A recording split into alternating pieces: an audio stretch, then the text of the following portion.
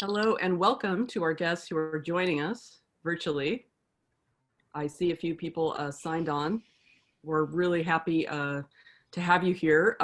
We will just kind of get our program started right away, and we will, admit folks who join us throughout the call as they come in. So a very warm welcome to all of you already here. My name is Dr. Margaret Sena. I am the Associate Director of Graduate Student Engagement at El Centro Chicano y Latino. And I would love to introduce my other two sort of hosts for the program this afternoon. So I'll pass it over to my excellent colleague, Jacob. Good afternoon, everyone. My name is Jacob Velasquez. I use he, him as pronouns, and I'm the Assistant Director of El Centro Chicano y Latino. I'll go ahead and pass it over to Parna. Hello, my name is Dr. Parna Sengupta, and I'm the Associate Vice Provost for Stanford Introductory Studies, and I use she and her pronouns. Great. Thank you both. And I forgot to mention mine. I use she, her pronouns as well, and it's in my chat box there. So just a few administrative notes about this program today. You notice from the announcement when we started that this meeting is being recorded. If anybody feels uncomfortable with having your camera on, and I see a few off, that is totally fine with us. Just feel free to switch your camera off and you can participate in any way that you feel comfortable participating. And that includes, of course, asking questions when we get to the question and answer part of the session today. So I will say that I have been reading some things recently about Zoom etiquette and this opening Zoom etiquette that's happening these days. And some people consider a camera off to be inattentive and or rude. And I can say wholeheartedly that El Centro does not believe that way. So feel free to have your camera off. We just are happy that you're here and that you're joining us this afternoon. Okay, so a few more notes about the format today. We noticed that probably a lot of you are applying to all kinds of different fellowship competitions, and we will get to more of that specifically in just a moment. But what we thought we would do was use our wonderful guest today, Dr. Sengupta, to answer a few questions about some of the components that you see coming up in different types of fellowship competitions. So our plan is just to kind of discuss components that are generally included in fellowship competitions generally, and then do more of a deep dive for specific components that we can really get some great information about, specifically a teaching experience or a teaching statement and a diversity statement. And then I will be discussing how to ask for good letters of recommendation and so forth. So that's going to be really our format today. And then we think about 40 minutes after the hour, we'll open it up to Q&A from the audience, and you can feel free to ask any questions that you would like to ask. So I do want to say a little something about our wonderful guest who's taken the time out of her very busy day and busy schedule to join us today, and that is Dr. Sengupta. Let me tell you a little bit about her. She earned a BA degree in history at the University of California at Berkeley in 1993 and went on to earn a PhD in history also at the University of Michigan in 2000. She currently serves as the Associate Vice Provost for Undergraduate Education and the Senior Director for Introductory Studies, Stanford Introductory Studies. Dr. Sengupta came to Stanford in 2008 from Carleton College, where she was an Associate Professor of South Asian History. Her book, Pedagogy for Religion, Missionary Education and the Fashioning of Hindus and Muslims in Bengal in 2011, reveals the centrality of missionary models of schooling on the development of modern education, an influence that resulted in the reinforcement of religion and religious identity in colonial India. Her most recent project is on the early 20th century feminist thinker, Rokeya Hussain, who is amazing. I love Rokeya Hussain. Highly recommend reading Sultana's Dream if you have not read that book. In addition to her roles at BPUE with Stanford Introductory Studies, Dr. Sengupta directs the Thinking Matters Fellowship Program and has reviewed applications for this and many other fellowship competitions on campus.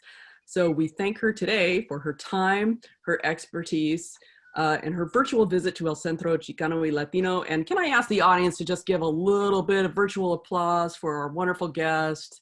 Thank you so much for coming, Dr. Sengupta. We're very, very happy and honored to have you. And did want to add this little fun fact. A little fun fact about myself and Dr. Sengupta is that we didn't know each other when we graduated from UC Berkeley in the history department, but indeed we stood right next to each other because she's Sengupta and I'm Sena, and lo and behold, we came to know each other later on. So that's a little bit of a fun fact. And we have more people coming in. Okay, so what I wanted to do at this point was to just review some of the basic components of an application. But before doing that, I did want to, with those who are already here, just put out a little poll.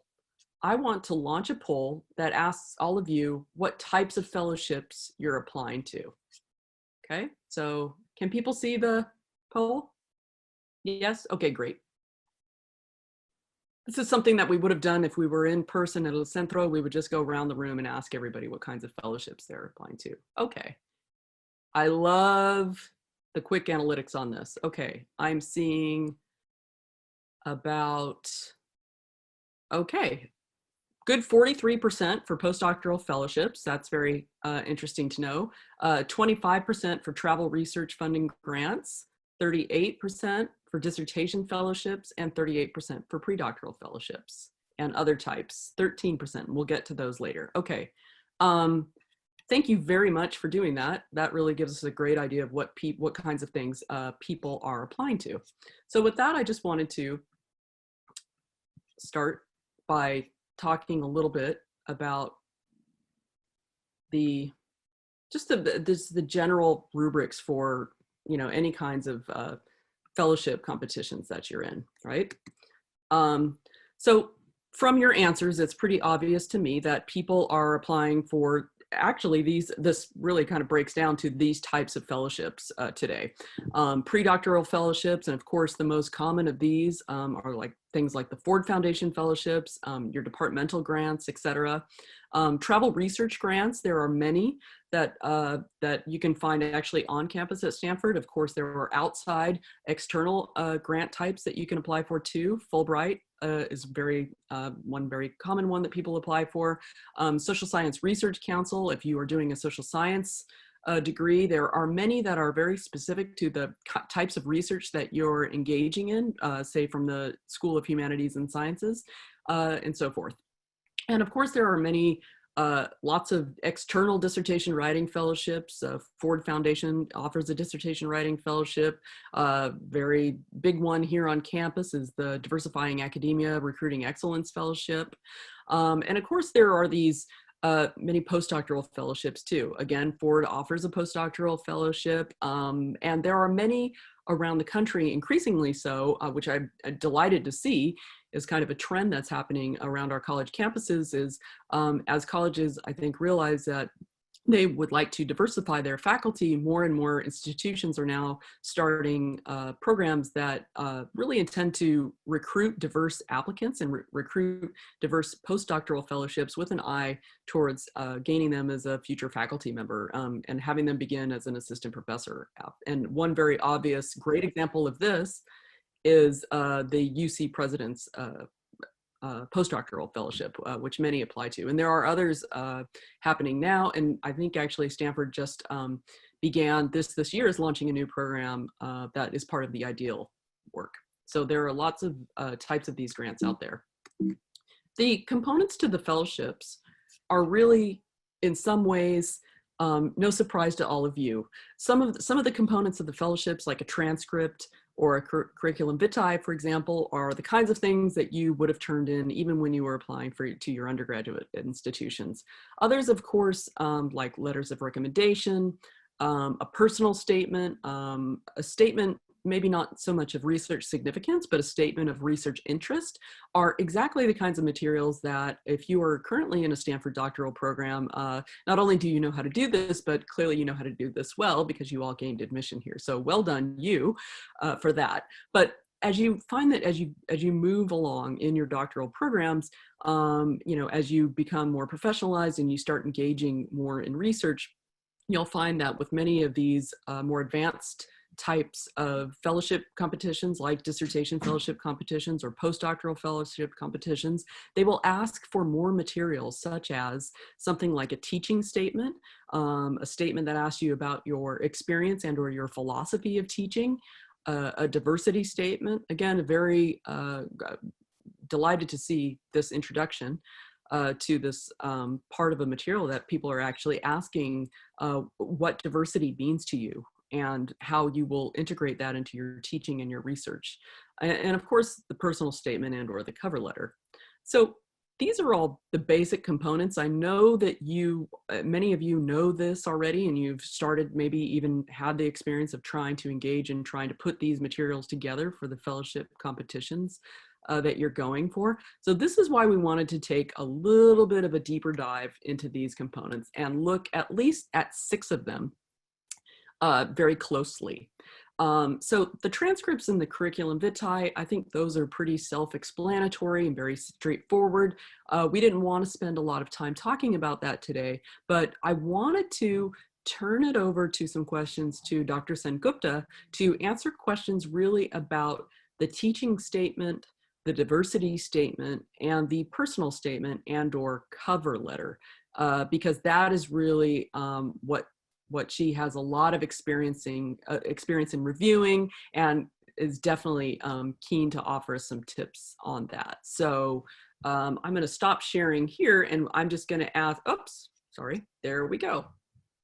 I love the curtain reveal. Sorry, I love the curtain reveal. So I will stop sharing here because I just want to have everybody look at our guests when we ask questions. Okay, so Dr. Sengupta, about the teaching statement, what kind of advice would you give students to think about how they should approach writing a teaching statement for, say, for example, a postdoctoral fellowship? Well, first, thanks, Margaret and Jacob, for having me. This is great to be here. So I think that a teaching statement is a challenging kind of document to write. Most people are comfortable and have had more experience describing their research, the significance of their research, why they're interested in it, etc. And people often have far less experience until they get to that application point of writing about their teaching or trying to convey their interest in teaching to an outside audience. So I'll just say a couple of things about what to keep in mind and what I have seen in terms of what makes a strong teaching statement. So first, I think it's very easy to forget that when you are, that what an institution or a granting body or a teaching fellowship or whatever is looking for is really, they're less interested, or it's not just about teaching a particular subject, it really is about teaching students. And so your teaching statement should speak about how you interact with students, not just, you know, what are the great books in your field that you plan to put on your syllabus, or why you would want an introduction, and then et cetera, et cetera. So you really, I think, want to think about the student, about how you connect to students around the topic or the subject matter that you're going to be teaching. So that's the first thing I think to keep in mind. The second is, I think one way to start the process is really to think about some concrete experiences that you've had in the classroom, things you've done, moments that have really been aha moments for you as a teacher. I think people tend to foreground only successes, but actually some of the best statements I've read are when people talk about something that didn't go well and what they learned from it and what they changed in their teaching or how it helped them grow as a teacher. And so I think thinking about those experiences is important. And I'm saying this because I think the weakest statements are ones that are very abstract or very general. So I have read many statements that will say things like, I'm really committed to critical inquiry, which is great, but this is not especially unique. Many statements say such things. What you really want to do is be able to explain or show how, if that's at the center of your teaching of a particular subject or field, how it is you do that, how you get students, in fact, to be critical thinkers or critical writers or critical readers, et cetera, et cetera. And then, go ahead. Sorry, yes. Show, don't tell. So it goes back to our basic writing principles. That's great.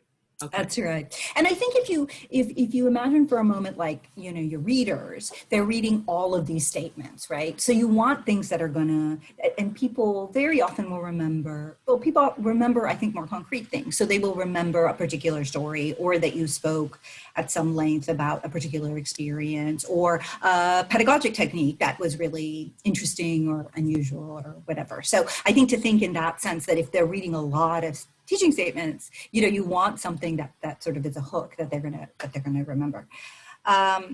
And then lastly, and this is sometimes quite true at a place like Stanford, actually, is that some of you may not have had that many opportunities to teach. And so this presents a little bit of a challenge in terms of how you're going to present yourself.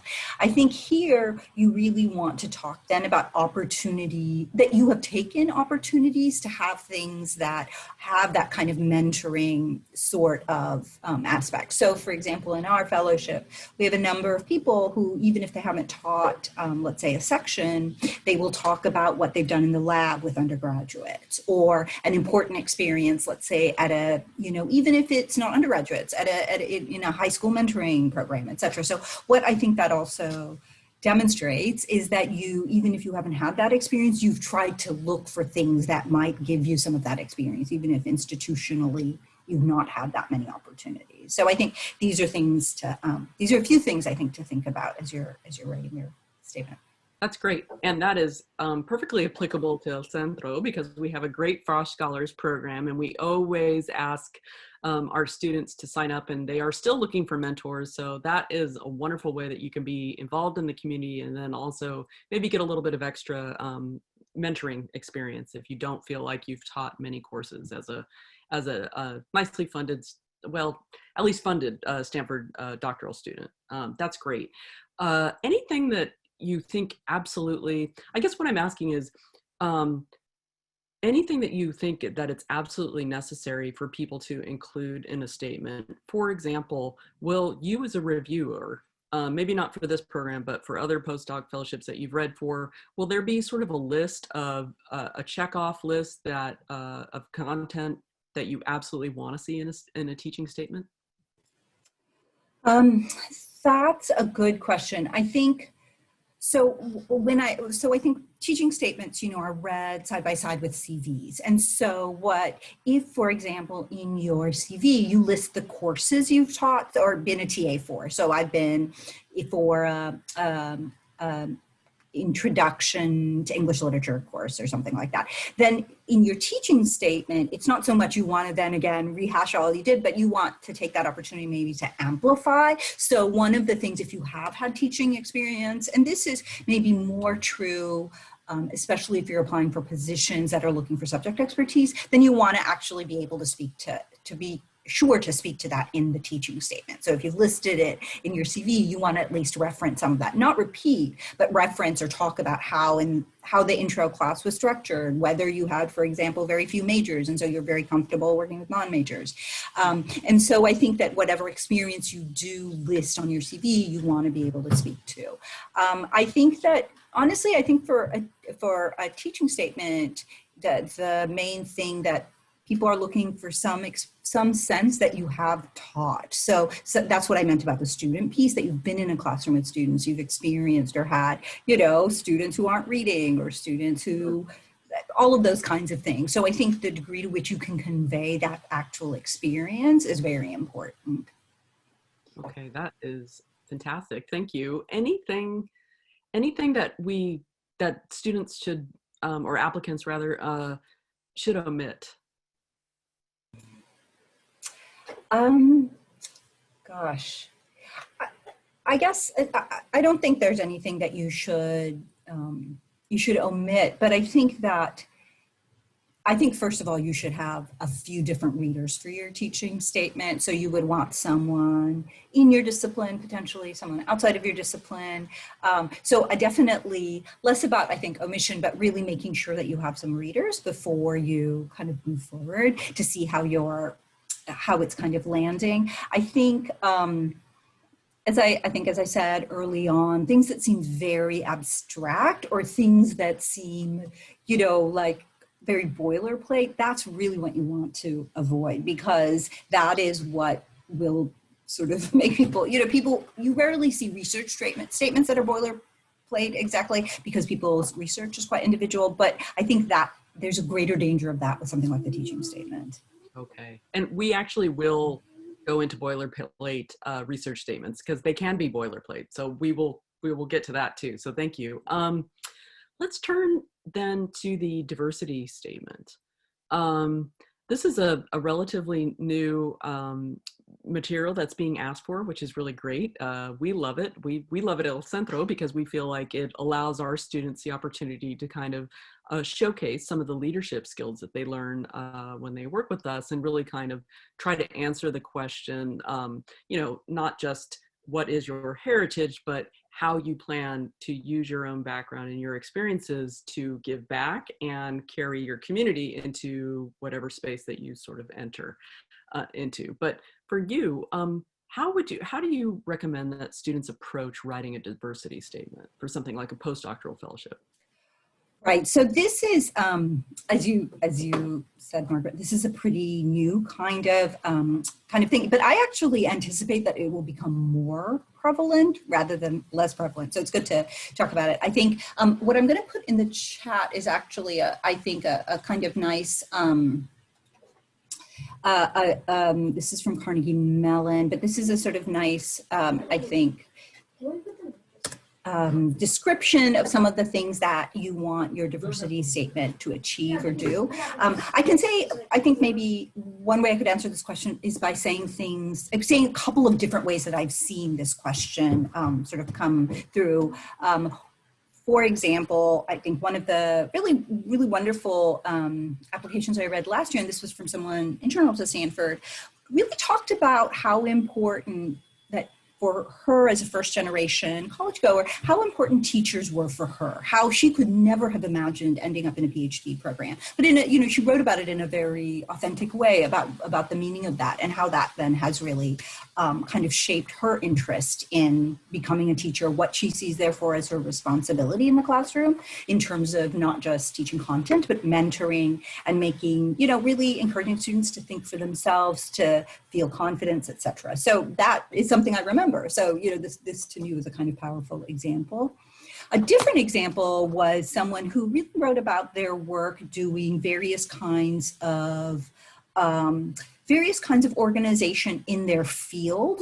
This is someone external to Stanford. This is someone in philosophy, and they had been they had started a kind of chapter of minorities in philosophy. So for them, it was really about diversifying the field. That for them was something that they were committed to. And I think, again, what made that stand out was it was clear that this person was just not just including it, just to include it. This was something they really were committed to. So I think to be again, really to think for yourself, where is it that this question of either your interests, commitments, your identity, where does it sort of come out? You don't have to cover everything, but the place that you immediately think of, that's probably the place you should start in terms of really articulating or explaining how that intersects with your field, with the kinds of students that you have worked with, the kinds of work you want to do. I mean, it could be any range of things, but it should be authentic to you. Okay, great. Thank you. I have to ask you this question, Parna, because we ask all of our reviewers this question every year when we have this fellowship workshop. And this is the tough question. This is, I think, what people want to know. If you were reviewing a stack of diversity statements, you had a big stack in front of you for a teaching postdoc, what kinds of things would make you want to throw one that you came across in a bin? I mean, how are things eliminated? I know it's a tough one. It's a tough one, but we all know that sometimes we get these and we just think no. And so what is that no about? So I'll say something about the teaching statement, and then I'll say something about the diversity statement. So the kind of teaching statement that really for me is a real red flag is one that does not talk about students at all. So one that only talks about books that they want to teach, fields they want to teach, or what, blah, blah, blah, right? So there's no sense that they see teaching as something that involves other people, that is namely students. So that to me is a real red flag if that's not spoken of at all. For the diversity statements, we haven't asked for diversity statements. We're actually thinking of doing it from this year. So that's for me a harder question just because it doesn't automatically come. I think if I can think of one example of something that I really kind of bristled at, we ask our fellows to speak to courses that they, that they would be interested in teaching with. And I think I have seen at least a couple of examples where someone has spoken about why they would want to teach a course that had some, let's say, so this is more in the humanities, but some in this case, it was a kind of art course that had a lot of examples from Iran and Iraq. And the person who was applying talked about their husband who was Iranian and why that particular relationship. So this is the kind of thing I was like, what? This has nothing to do with anything. So this is perhaps a kind of especially terrible example, but I remember it because I was just, it was not just bad, but it was kind of offensive as a way to talk about why you feel you're qualified to teach a particular subject or field. That is very, very helpful. Okay.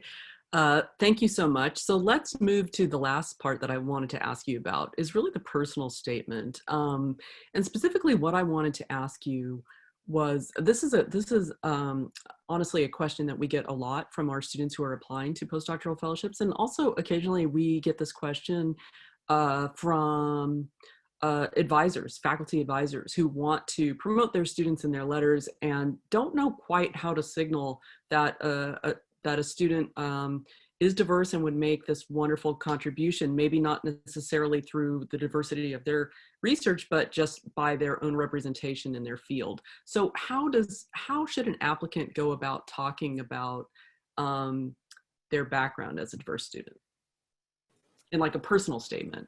Mm-hmm. So this is something I have also kind of noticed, and this is it's going to be, to say the obvious thing, kind of different for different people. But I think one way, again, to go back to thinking about your own education. So if this is, in fact, it's not, you are studying microbiology, and it's not so much that the particular thing you're studying. So it could be that the particular thing you're studying in microbiology you might have come to it through a story, through a life experience. And that would be one way to really actually, that it doesn't matter what field it is, that the way we come to our questions are often very much shaped by things that have happened to us, experiences we've had, etc. So that might be one way. The other is place in this, I'll go back to the example I was using, is, if you talk a little bit about think a little bit about your own journey into the field. So was it that you were in a class, you looked around and nobody looked like you, and this was a kind of daunting experience, but you had a teacher who really encouraged you, or you had an older or a mentor or it could be anyone. So again, that could be, I think, a really helpful way. And it would also emphasize then why that question of representation actually matters. So it doesn't just matter because it matters to the particular students with whom you may share an identity. It actually matters to the whole class in terms of who stands in front of the classroom and who is given authority and who is seen as an authority. So I think that might be another way, if that is something that that you had experience with in your own journey into whatever program or field that you find yourself in. Right, and that's important to mention too, because I think even if you're applying for a fellowship program that doesn't ask for a diversity statement, I always like to use the example from myself. This is my own failure analysis, and that is. For those of you who have applied to maybe one of the many Ford programs, you notice that always as part of the Ford program, they always ask you for a bit of a diversity statement in there, not a separate statement, but they want to know why your background, how your background will shape your career as a researcher and as a teacher. And I always felt like when I was applying to those things, I thought that my identity was, it was obvious that I was an outlier in British history as a Mexican American. I thought that was a pretty explicit thing, and it turned out it was not an explicit thing. They ask you to explain that, so you have to explain it. So please don't assume that you know, just by you being you, that connection is obvious. You do have to explain it. And I would say also about the diversity statement, I don't know if you think this way, Parna, but I would say also that I think people want to see thought, just like they want to see that you are a critical thinker in thinking about pedagogy and thinking about your research. They want to see that you've thought about this, that it isn't enough to just say, you know, well, gee, I'm Mexican American and British history, and that's enough. That they want you to have thought about what that means in the classroom, how you would adapt your teaching, how you might think about making some of your pedagogical practices more inclusive, for example. All of those things that you've probably many of our students have really thought deeply about and profoundly about. You have to, don't miss that final step of communicating that on paper to your reviewers. That part is really important. Okay, so I want to shift gears a little bit and share my screen again, just to, whoops, sorry, there we go. And I want to move to these other parts, these other components, and then we'll open it up for Q&A. And these are the sections that I wanted to talk about with Parna again, these other parts of the fellowship application. Again, for a letter of recommendation, I have kind of a quick piece of advice on this. And I will say this, you know, also like Parna, as someone who has reviewed applications for different fellowship competitions here on campus. I think sometimes we think, even when we were applying for a graduate school, that asking for a letter of recommendation is a little bit like taking a leap of faith, in that we feel that we may have less control or the least amount of control about that particular component compared to the other components that you yourself put together to complete an application, right? I want to just tell you that there is a very simple way that you can maybe wrest a little bit of that control back into your court, and that is to, instead of asking for a letter of recommendation from faculty, that you ask for a strong letter of recommendation. You would be surprised how much that little adjective really does change the question.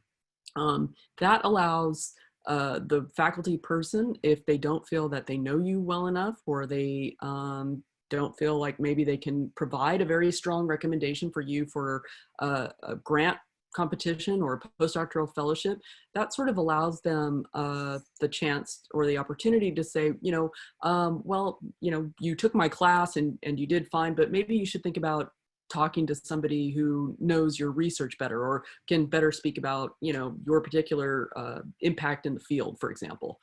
Right? So I think those are, I mean, again, it sounds very basic and very elementary, but I feel like sometimes we forget that we can actually ask for a strong letter of recommendation, and that really does change the question. So I just wanted to sort of put that out there, because I think that's a really key piece of advice. The other part, the component that often students have to complete, is a timetable or a plan for completion. One thing I will say about this is, you know, just after reading many applications myself, and Parna, I'm curious if your fellowship competition asks you to do this too, the types of plans that people ask for, they really should be feasible. You should really think about, you know, not so much the believability, but, you know, are you presenting them with a plan that can really be done in 1 year's time, for example? If say they're asking you to tell them about the plan that you have for completion, and, you know, before you take on applying for a postdoctoral fellowship, for example, right? So people and reviewers especially will look very carefully at the feasibility of the plan. If you were saying, for example, you know, you're in September and you're applying for a postdoc that is due to begin in the next September, and you're trying to tell the reviewers that, well, in fact, I haven't really made plans to go abroad and complete my research, and but I'm thinking I'll do that in the next month, and I will get my IRB approval and I'll be ready to go abroad and complete all my research in 3 months, and then I'll spend the next 3 months writing up my whole dissertation. That sounds like a pretty accelerated plan, I think, maybe to most people. Maybe in some fields it's okay, but, you know, take a general temperature check from your advisor to see, and also, again, this goes back to Parna's advice to ask people who you trust, faculty and so forth, to look over your plan for completion and see if it really does look feasible. And chances are, if it looks feasible to your faculty advisor, it will look pretty good to your reviewers too. The statement of research significance. This is something that Parna and I have talked a little bit about, and it really does, the advice that I would offer this for talking about your own impact. And this is really, this is the chance for applicants to talk about not so much what they are working on, but really kind of explain to a reviewers or a set of reviewers what kind of impact their research will be making in the field. What Parna said about the boilerplate approach to this is absolutely applicable to a research statement too. And what I will say is I would not be keen to throw things in the bin. That's kind of a harsh question that I posed to Parna earlier, but I will say that if you are presented with many research statements because you have many applications to read, you will find that they do get a little bit boilerplate after a while. So our advice to you is really to think about, how to make yourself shine. You are all unique people. You are all unique researchers, especially our students at El Centro. You come to this institution bringing so much of your own personal backgrounds. So many of us are first generation college students and or low income students. We bring such a different perspective to our research as scholars. Try to make that shine in your research significant, in your statement about your research. And what I mean by that is, tell the story in a unique way that is as unique as you are. You would be surprised at how many of these statements literally begin with the first sentence, much of current research has only looked at this, but I look at that. And that's kind of what we're talking about with boilerplate. And like Parna says, I myself also, when you are presented with a great application that is really original, not so much in its thinking. I mean, it's probably original in its research approach and methodology and all that stuff for its field. But I mean, in terms of its presentation, you as a reviewer remember those applications. I will always remember getting an application that started out not when I had a stack of other applications and they all began with recent research looks at this, but I do this. And, they were all very, very good applications, but this one chose to start that statement with a story of finding a document. And from that document sprang a whole host of questions about this particular period of history. It was such a beautiful way to frame what they were working on, and such an original way. So I'm not saying that, maybe if you're working on a scientific project, you may not necessarily feel like you have a great story like that, but something like that can really sort of jolt your reviewers into paying attention to this. So I will say that. The other thing I wanted to say about research significance or plan for completion and things about that is, sometimes you are asked to present something like a budget. If you're applying for like a travel research grant, please take care to make sure that budget is really matches and really is believable. And not to say that anybody would falsify a budget or anything like that, but sometimes you'll look at a budget, and when reviewers are trying to decide how to spread money around with a number of really great applicants, they do look very closely at budgets and say, is this one budget item, is this line item in this person's budget a little bit inflated? Could they perhaps find a more reasonable place to stay, or could they undertake their research at maybe off-peak travel times to someplace where it's not as expensive? Let's say, could they take a September flight to conduct their research rather than flying in June when prices are really high, when everybody, was flying back in the days when we could fly. So those types of things, those line items on your budget, they will be pretty carefully scrutinized. So I do just encourage everybody to take a little bit of time to really make sure that your budget is in line. The other thing, of course, is please pay attention to the explicit directions that your fellowship is explaining to you is the criteria for them judging that fellowship. And what I mean by that is, many times as a reviewer, let's say, for example, you're asked to review fellowship applications or travel grants, where people are being asked to, talk about their research, talk about why this is a diverse topic, talk about their budget and all of these things. What will happen is, as a reviewer, you are actually given a score sheet, and all of those criteria that are listed as what they are looking for in that fellowship, guess what? They are going to ask the reviewers how to score those on, a certain, whatever it is the rubric is. So the point I'm trying to make is the reviewers really do pay close attention, and in fact are guided by the people who are asking them to review applications to pay very close attention to those criteria and make sure that each of those are being met. So please, that's just another encouragement for people to really craft their fellowship applications according to the purpose and the definition and the criteria that is explicitly laid out in the fellowship. Read those application instructions very closely. That's kind of the takeaway line. Okay, so with that, I'm going to go to stop share, and I'm going to open us up to Q&A for anybody who has questions for Parna or myself. We're very, very happy to answer those. So we'll go to the gallery view, and if you want to ask a question, you can either raise your virtual hand or you can type it in the chat box. Either way works. So any questions?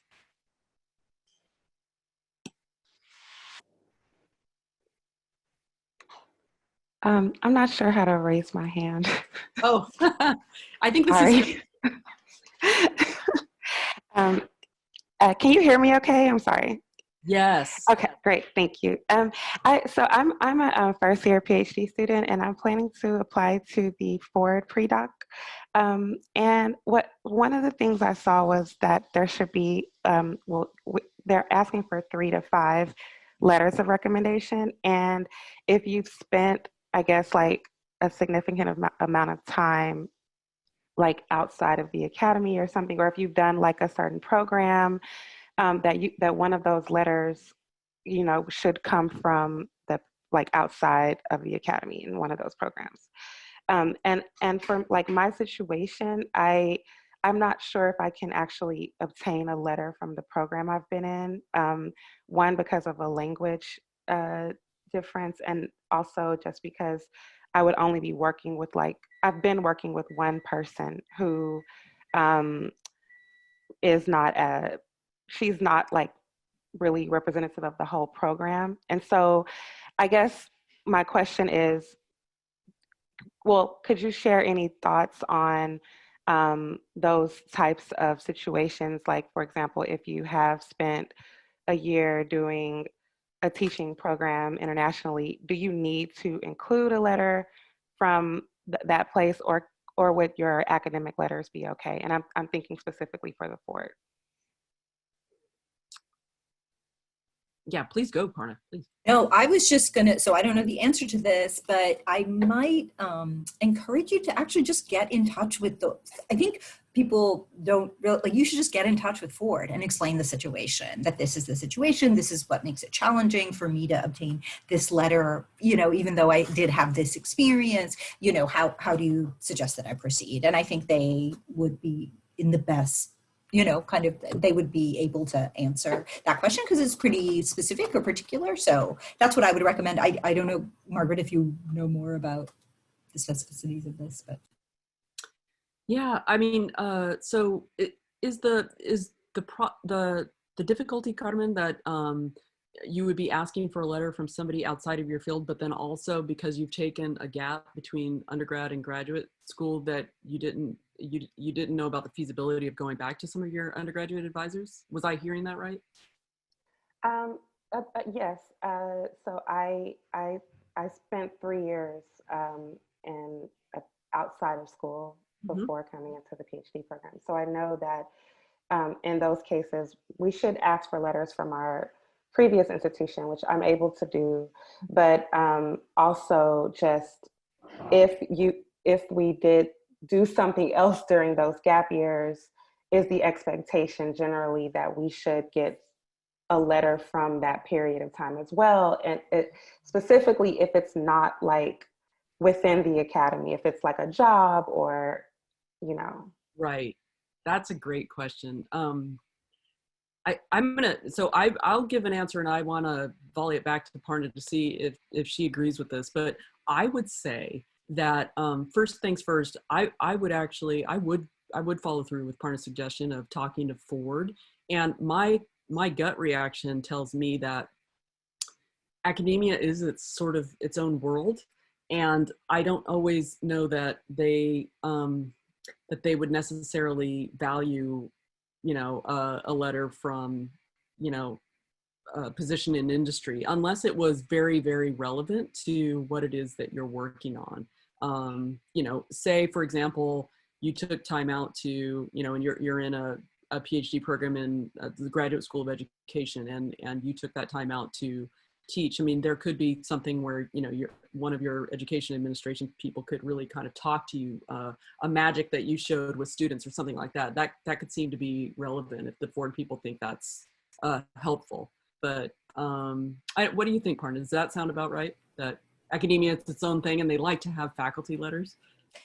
I think they probably do, especially because it's a predoctoral fellowship. But again, if it's someone who, it kind of depends on your relationship to the person you're asking. So if they can really speak to things about you that make you, a strong, strongly competitive for the fellowship, then I think that's totally appropriate. So to really echo what Margaret says, I think it really depends on what they would be able to speak to in terms of the letter itself. And I also want to say that, it's true, it's important to think about who writes for you, et cetera, but, that is only one aspect. So, I would also not, be too worried about it. It's only one aspect of your whole application packet. So, there'll be lots of other things that'll go into it. It is. And one great thing about the Ford is that you can actually, and I'm not saying like, oh yeah, just try again and again and again, but you can reapply for those, and you can also receive your feedback. That's how I realized that is how I did my own failure analysis on knowing that I flubbed it on the diversity part, because when I got my reader feedback on my research part, it was clear that wasn't the problem. It was clear that it was something else. So maybe you can preempt that by just asking for directly. But I would always I would always tend to veer towards looking for faculty letters if they're asking about research. That would be my answer. And is that helpful, Carmen? Yes, it's very helpful. Thank you. Oh, great. Okay, I'm so happy to hear that. Another thing is, I'm just going to give, you're a first-year doctoral student, and I will give a plug that we are having, Centro does its wonderful How to Thrive at Stanford, and that is just for first years at making that transition, which we all know. I can verify myself. I know Parna agrees with me, Jacob too, that the first year in any graduate program is such a tough transition. And we have a great program on November 10th that addresses just that. So please stay tuned. If you're a first year student, we'll be sending that information out too. I see another question that really relates to the same question, Parna, in the chat. And someone says, Anna is asking if the fellowship program you're applying to asks for 3 recommendation letters, can one of those be a diversity and inclusion administrator rather than a faculty person? That's a great question. Do you want to address that? I think certainly if it's a teaching fellowship, that seems to me people would be very interested. I think, if you're applying for a research fellowship and it's really interested in your work, then, you would want to make sure that that is something then maybe you want to think about. But at least in my experience, when I've read letters, having a very strong letter from someone who knows you and might know aspects of your work or your engagement with the university as a whole can be really more helpful than a kind of general letter from someone. So I think Margaret's very, very helpful advice about who can write you a strong letter is really important, because I think part of the recommendation is getting some sense of you. For the person reading the application, getting some sense of you. So if there's someone, especially for things like, I think that's absolutely right for a teaching fellowship or certain other kinds of fellowship, it seems if you can get a strong letter from someone who really does know about your work in the university outside of the classroom, that seems to me that would certainly make sense. Like for our fellowship, certainly that would be totally great. And that, Anna and Carmen, that goes back to the advice. And again, it sounds it's so much easier to say it rather than do it. I know from deep experience that really studying what it is that the fellowship is meant to do and meant to reward, and the criteria for judgment is really key here. So again, like Parna said, if this is all about research, this is the Social Science Research Council. They want to know what you are going to do, how innovative your methodology is, how are you going to move research forward in the social sciences. That's what they're primarily interested in. They may not, so in that case, if somebody came to me and said, hey, Margaret, you at El Centro, can you write me a letter of recommendation? Okay, I have a PhD, but I cannot speak to their research. I am not the best person to talk about that. So I am not, so in those instances, when people have asked me, I'm always very clear in saying, you know, what exactly is this fellowship asking for?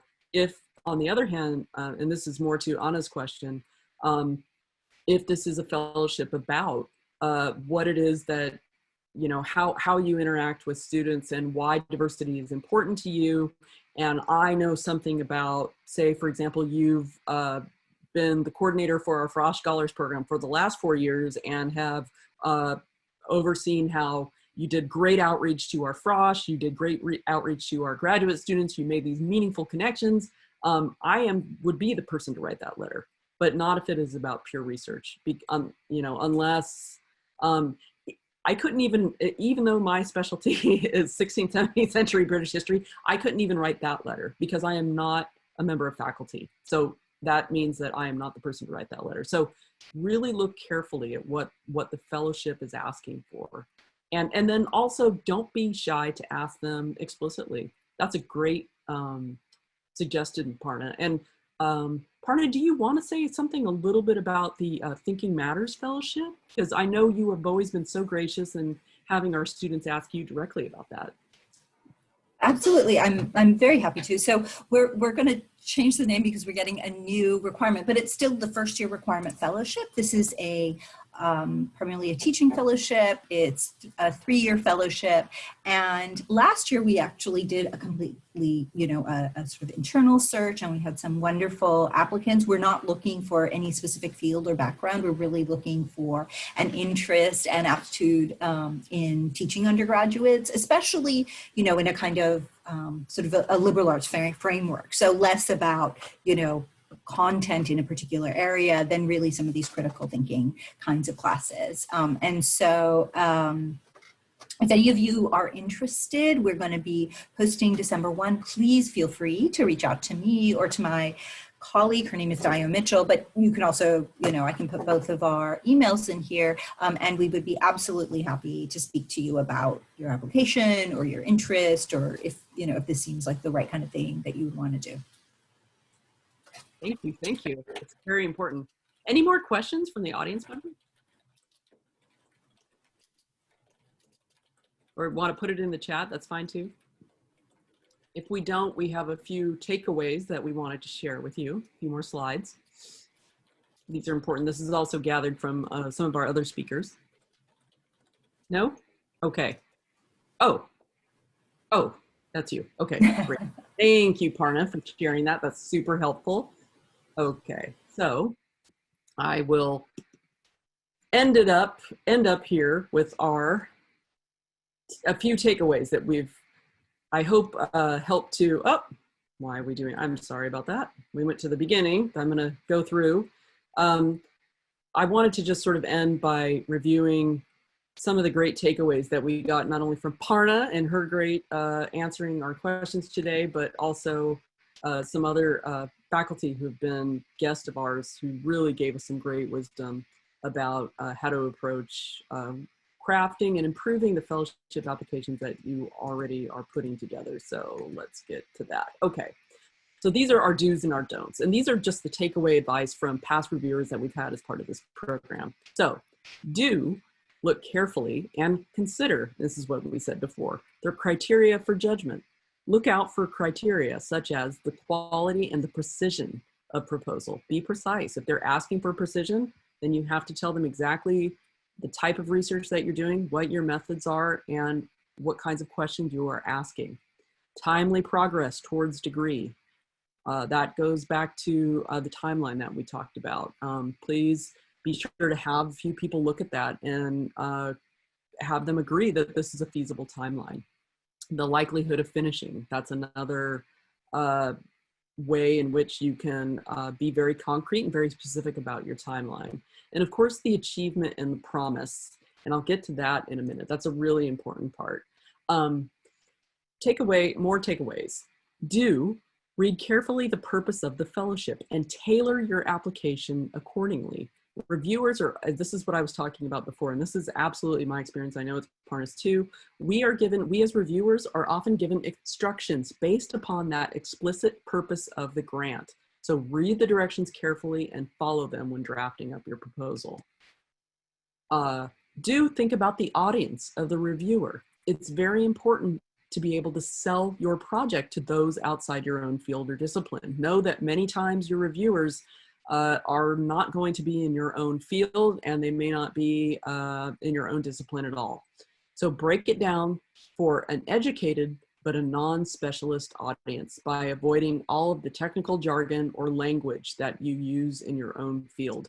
There can be a real problem when you read these applications where people use language that is very what we call internalist. It's internal to your own field or internal to your own discipline. So try to think, how could I explain this to a nice educated peer of mine, a peer of mine in the doctoral program, or somebody from, if you're, say, an historian, how would I explain this to a scientist and have it make sense? That's really kind of the best test. And of course, as Parna said, invite readers, good readers who will help you improve your applications.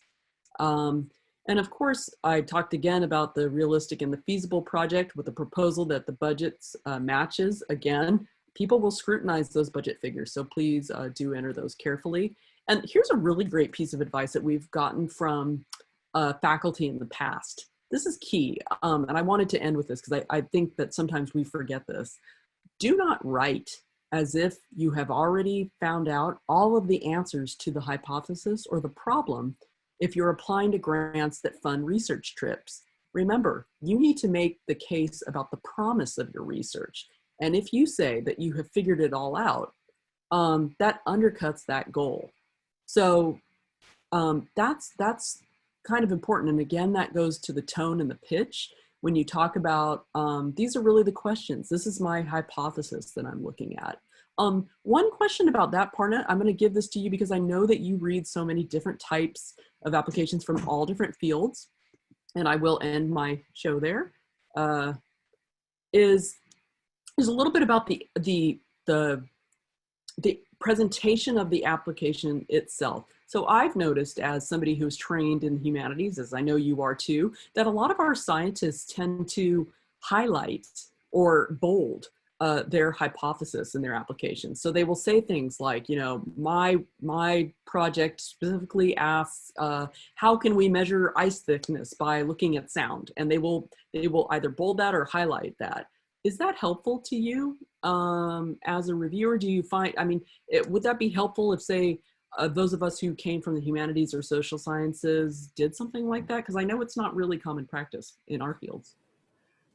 Right. I'm trying to think if I have seen a lot of examples like that. I don't think I have. I think that even more than I think the bold or what the bold and highlighting I think suggests is a very succinct way of talking about your project. And I think maybe sometimes that's actually the piece that that in a way we sometimes humanists or even social scientists, humanists might be more than social scientists kind of struggle with, is how to articulate the question that you're trying to answer. To go back to your very helpful thing, it's not to find the answer, but really to say why this is a question worth exploring, and to be able to pose that question in a really succinct way, which is what I think this kind of, being able to bold one sentence that captures that really suggests, something worth emulating, I think. Okay, great. And I also wanted to say that we bring up the question, the main question that you're really interested in looking at in your research. That's also a great starter, just for trying to get away from the boilerplate presentation of your statement of research significance. Tell us why you're asking this question. When did I don't know, my question would have been in my field, you know, when did England become a Protestant nation? That's the big question that I want to know. And you can sort of follow suit with many of your projects. I know I've read lots of applications of some of the students, and they're always so great. So, you know, you can always begin your research proposal with your big questions and then sort of narrow it down. And that at least is a little bit of a more exciting way, I think, to present your, in original way to present your research statement. And to make your reviewers maybe work a little bit less. Okay, so I want to be respectful of time. We are now 1 minute over. I want to give a great big giant Centro virtual abrazo and a big thank you to Parna, our wonderful guest. Thank you so much, Parna, for taking the time to answer questions. Again, Parna has put her contact information in the chat. I know that Parna, when you come out with the what did you say that the Thinking Matters fellowships are called now? Or do they have a name yet? It's still in process, but it might, it's the first year requirement fellowship. So right now that's our placeholder. And these are typically they typically have a due date in January. Is that correct? That's right. So this year, I think we'll probably our due date will be the end of January. So we'll open it up December 1, and that'll be about, you know, that'll give some time for people to apply. Okay, great. Interested.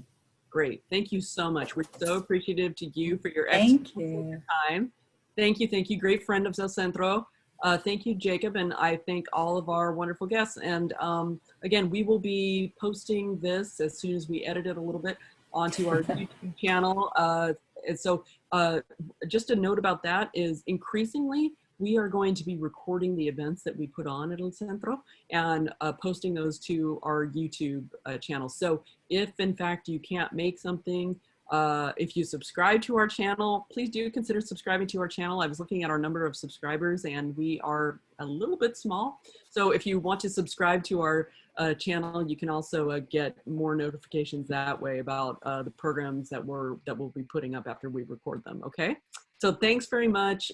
We wish you all a beautiful day and hope to see lots of you tomorrow. We're having a research forum for 3 of our 8 graduate scholars in residence at the same time, 12 to 1.